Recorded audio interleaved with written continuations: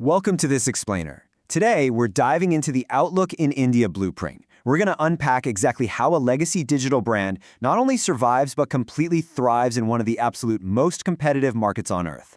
We'll be looking at a platform millions of us interact with literally every single day, but probably don't fully appreciate from a purely strategic business perspective. We're going to explore how Microsoft has positioned Outlook in a market that's expanding at just a breakneck pace. So here's the billion-dollar question, right? How do you actually beat Gmail in the world's fastest-growing digital economy? It is the ultimate David versus Goliath scenario in the consumer space. While Gmail absolutely dominates when it comes to everyday personal use, there is an entirely different battlefield happening in the professional sphere. Today, we're looking at the strategic blueprint of Microsoft's answer and how they carved out this highly lucrative space by basically changing the rules of the game entirely.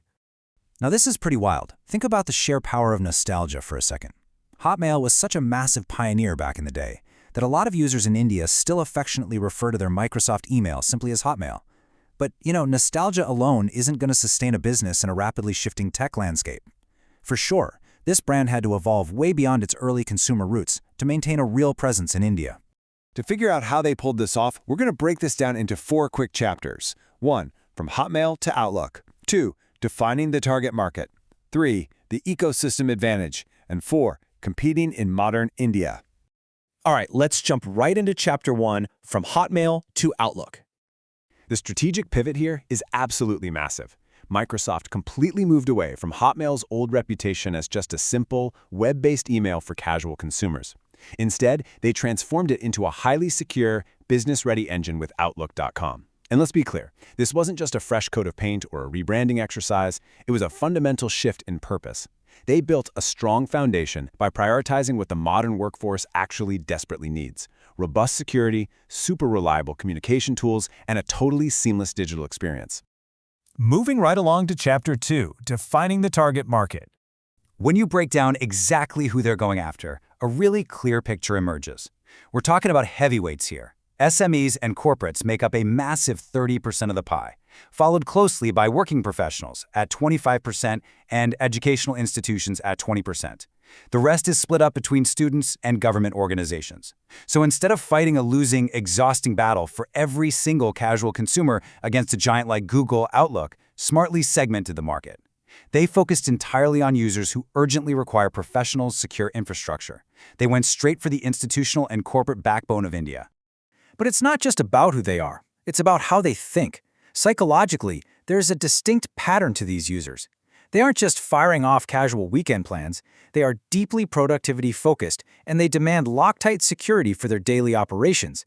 These are technology-oriented individuals and businesses who need a completely bulletproof communication platform, not just a basic run-of-the-mill inbox. Which brings us to Chapter 3, and honestly, the absolute core of their strategy: the ecosystem advantage. If we look at their tactical marketing mix, the classic 4 Ps, you'll see it is incredibly dialed in. Starting with product, they offer the free email, advanced spam protection, and the mobile apps. But look at how price works here. It's brilliant. It essentially serves as a funnel. It's totally free for personal users, drawing them into the ecosystem, and then it scales up to premium, paid services through Microsoft 365 subscriptions for businesses.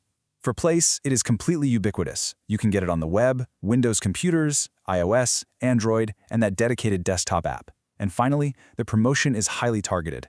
They push it through the Windows ecosystem, major educational partnerships, and direct B2B enterprise sales programs.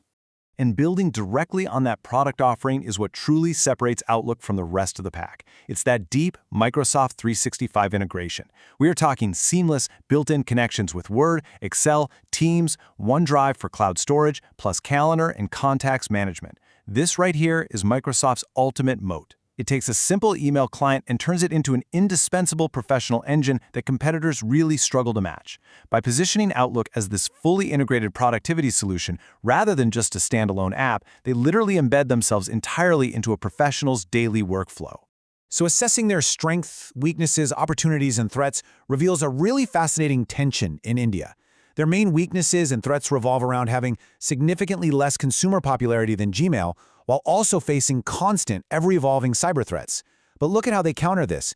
They leverage the immensely trusted Microsoft brand name and their high-grade security to capture massive opportunities in digital workplaces and the rapidly expanding edtech sector. So while they might lack the massive consumer market share of their biggest rival, their enterprise-grade strengths uniquely position them to totally dominate the growing digital workplace sector. Okay, let's bring it all together in Chapter 4, Competing in Modern India. Because they know exactly who they want to reach, their marketing playbook is like a laser beam. Sure, they utilize search engine marketing and YouTube ads to capture immediate intent, but they heavily rely on LinkedIn promotions targeting professionals, content marketing through Microsoft blogs, and dedicated educational and enterprise outreach programs. To reach these highly specific targets, Microsoft deploys a focused digital strategy, right where the business mindset already lives, and where productivity tools are actively being sought out.